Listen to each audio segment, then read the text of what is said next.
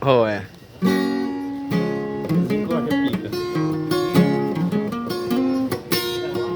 Ao lado de casa passava um pequeno rio e descia lá da serra, ligeiro escorregadio.